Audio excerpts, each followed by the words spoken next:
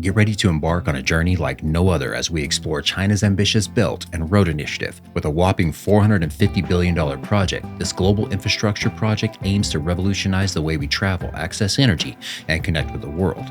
Join us as we delve into the benefits, risks, and challenges of this monumental undertaking that's redefining innovation and pushing boundaries. The BRI was officially launched by Chinese President Xi Jinping in 2013 as a way to boost trade, investment, and cooperation between China and the rest of the world, especially the developing countries in Asia, Africa, and Europe. The BRI consists of two main components: the Silk Road Economic Belt, which is the land-based network of roads, railways, and other infrastructures connecting China with Central Asia, Russia, Europe, and the Middle East, and the 21st Century Maritime Silk Road, which is a sea-based network of ports, pipelines, and other infrastructures connecting China and Southeast Asia, South Asia, Africa, and Oceania. The BRI is inspired by the ancient Silk Road, which was a series of trade routes that linked China and the rest of Eurasia for centuries.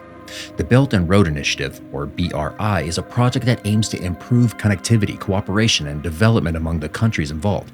China, the primary driving force behind the BRI, believes that it's a win-win situation that will bring mutual benefits to all nations concerned. Based on the principles of openness, inclusiveness, and transparency, the BRI respects the sovereignty, interests, and choices of each country. The BRI promises to deliver significant advantages of the participating countries, particularly developing nations, by enhancing their infrastructure, trade, investment, and connectivity.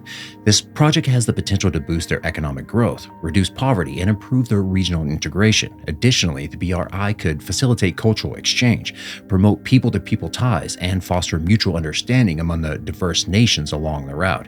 Furthermore, the BRI could also benefit China by creating new markets, diversifying its energy sources, and enhancing its soft power. The World Bank has reported that the BRI could increase global trade up to 9.7%, global income by up to 2.9%, and global welfare by up to 0.7% by 2030. By 2030, the BRI could also lift 7.6 million people from extreme poverty and 32 million people from moderate poverty, generate millions of jobs, reduce transport costs, and lower carbon emissions. China has pledged to invest over $1 trillion in the BRI over the next decade, making it one of the largest and most comprehensive infrastructure entities in human history. The BRI also serves as a platform for China to export its excess capacity, technology, and standards, and to promote its soft power, culture, and values. Among the many BRI projects, some stand out for their scale, complexity, and significance. For example, the China-Pakistan Economic Corridor, or CPEC, is a $62 billion project that involves building a 3,000-kilometer network of road, railways, pipelines, and power plants, linking China's Shenyang region with Pakistan's Gwadar port in the Arabian Sea. The CPEC is expected to transform Pakistan's economy, energy security, and regional connectivity, as well as provide China with a strategic alternative to the Malacca Strait, a key maritime checkpoint that China views as vulnerable to U.S. interdiction. Similarly, the China-Laos Railway is a $6 billion project that involves building a 414-kilometer high-speed railway linking China's Yunnan province to Laos's capital, Vientiane. The railway, which is being built by Chinese companies, will traverse rugged terrain, cross rivers and mountains, and require the relocation of thousands of people. The railway is expected to boost Laos's tourism, trade, and integration with the region, as well as enhance China's connectivity and influence in mainland Southeast Asia. Other notable BRI projects include the Bihan hydropower plant, a $4.8 billion project that involves building a 2,160 megawatt hydropower plant on the Congo River of the Democratic Republic of Congo, the Hamamatota port, a $1.4 billion project that involves building a deep sea port in Sri Lanka, which has sparked controversy over its debt and sovereignty implications.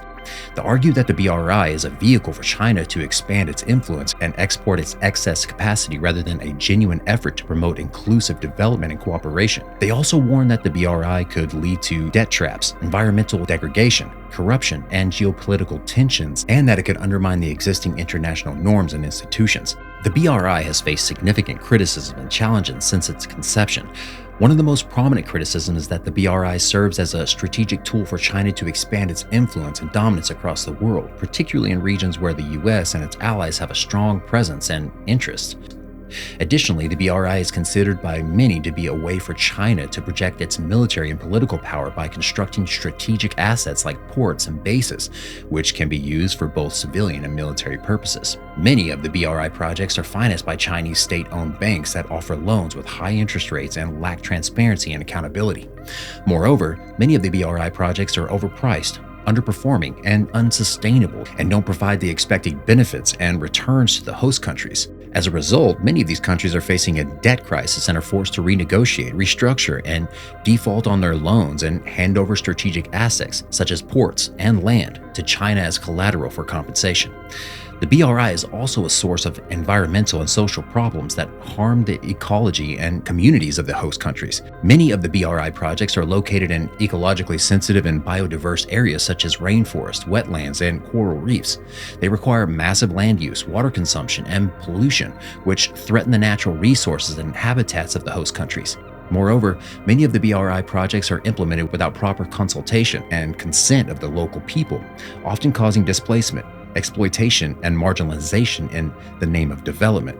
These projects lack adequate standards and safeguards for labor, human rights, and governance, and often involve corruption, abuse, and violence, which undermine the rule of law and democracy of the host countries. The BRI could create conflicts with major powers like US, India, Japan, and the EU as it expands China's presence in the strategic regions like the Indian Ocean and the Middle East, Africa, and cyberspace. It could also trigger a new Cold War or Thucydides trap between China and the US as the two superpowers compete for global dominance, such as China's militarization activities in the South China Sea, which have raised concerns and disputes from neighboring countries and the US. These are some of the major criticism and challenges that the BRI faces. Addressing these issues is critical for China to make the BRI a successful and a truly win-win proposition for all parties involved. China has already begun responding to some of these issues by adopting a more selective, flexible, and responsible approach to the BRI and engaging in dialogue and cooperation with BRI stakeholders and partners. However, the BRI is still a work in progress, and its future is uncertain, depending on various factors like global economic and political situation, the COVID-19 pandemic, the climate change crisis, and the public opinion and perception of the BRI. The BRI is undoubtedly one of the most ambitious and controversial projects of the 21st century, and it has the potential to transform the world, for better or for worse. The BRI is not just infrastructure and development, but also about geopolitics and ideology, and it reflects China's values for itself and the world. What do you think about China's mega projects? Do you think they're beneficial or harmful for China and the world? Do you support or oppose the BRI, and why? Let us know in the comments section below. And that's it for this video. We hope you learned something new and interesting about China's mega projects that redefine innovation. If you like this video, please give it a thumbs up and share it with your friends. Also, make sure you hit the subscribe button and the bell icon so you don't miss out on our future videos.